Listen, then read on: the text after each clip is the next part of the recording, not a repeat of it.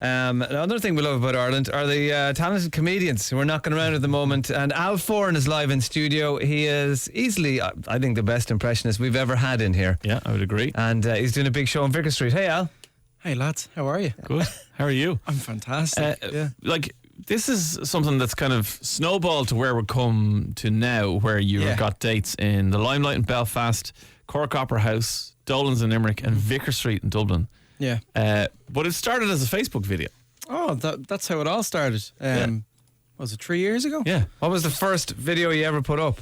The first video I ever put up was the one that really hit off was Conor McGregor and Mike Tyson. It was around the time when Jose Aldo was supposed to fight McGregor in July of 2015, and he got injured. He got injured. He broke his rib, and I just made a video with McGregor on the phone to Dana White and Mike Tyson interjecting in, and it just from there on it went viral.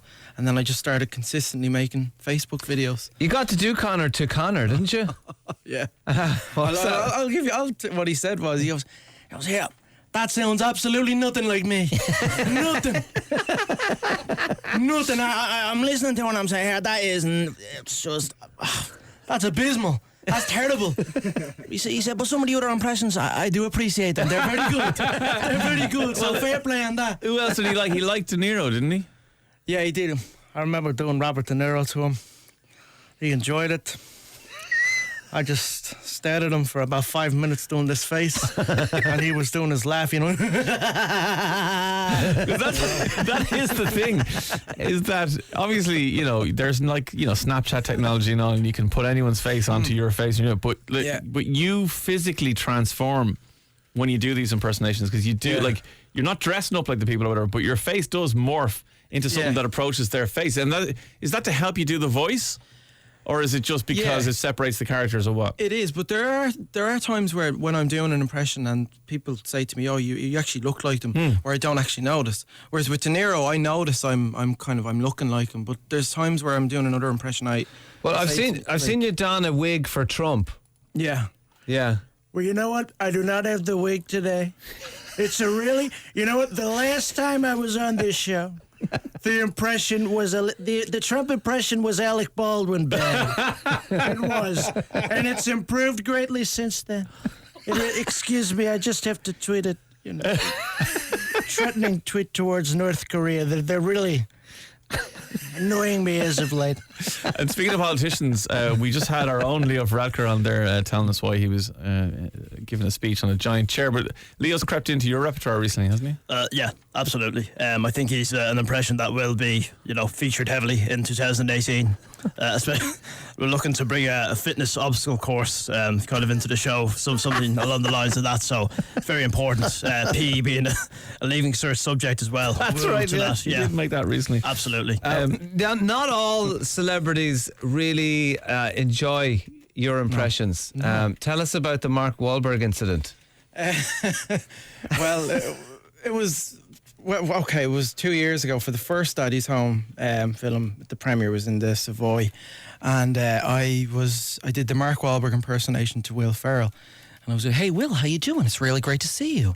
All right, you the real Mark Wahlberg's down there, but I just want to say it's really great being in movies with you. We make funny movies together."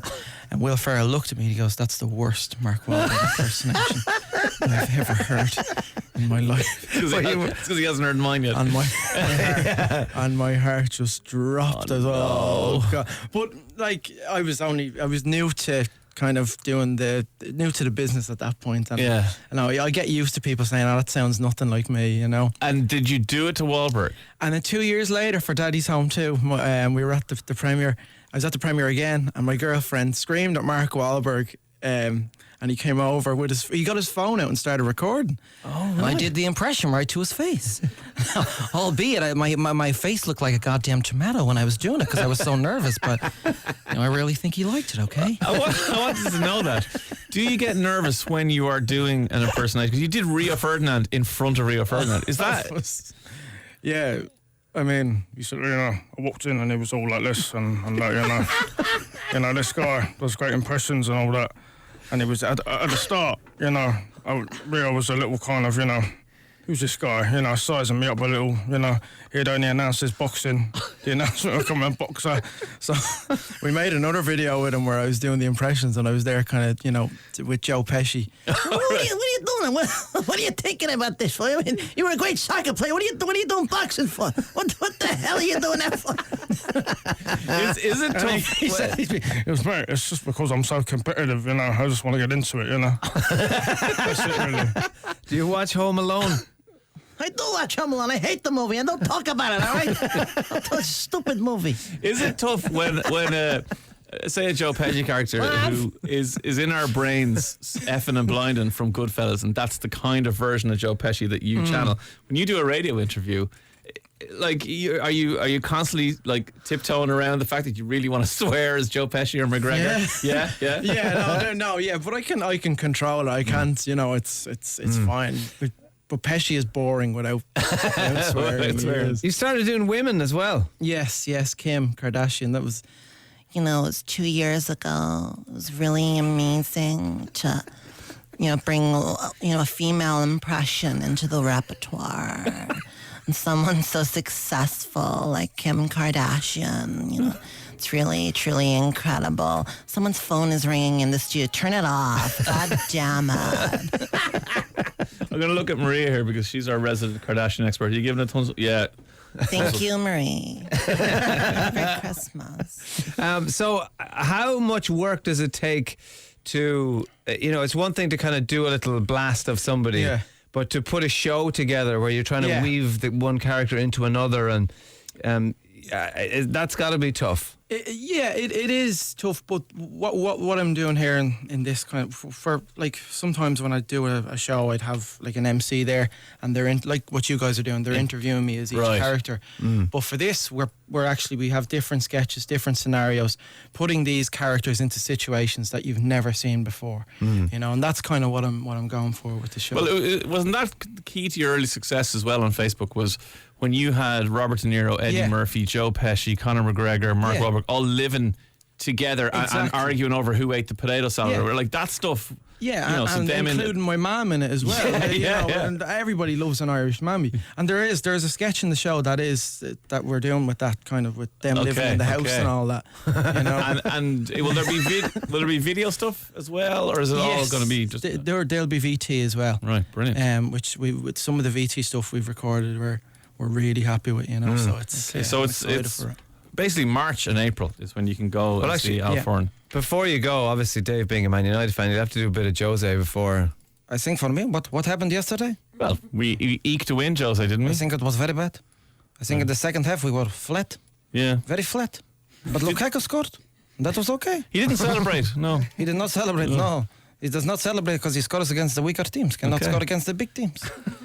Maybe it's time we unleash Zlatan. Well, maybe it's time, Zlatan comes in and tells us what's going on. Zlatan, would you celebrate if you scored against West Brom? You know, Zlatan does not celebrate against weaker teams.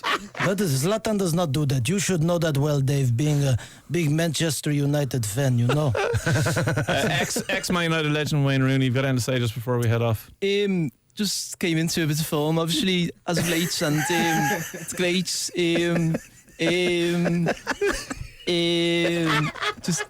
Just trying to think of the next sentence. No, it's okay, because there's a text in that just says, do Ronnie Whelan. Oh. Actually, I did Ronnie Whelan. Did you? I mean, you know, he says to me, you know, you sound absolutely... I don't know, I'm listening to that impression now. It sounds absolutely nothing like me, you know. It's really... But like what McGregor said, I do love the other ones, you know. Do you want to talk about Liverpool for the next few hours for the remainder of the show? No, you're okay, thanks. thanks. In the 80s, let me tell you, the players were fantastic. Al Foran is in the limelight on Friday the 23rd of March, Cork Opera House, Friday the 30th of March.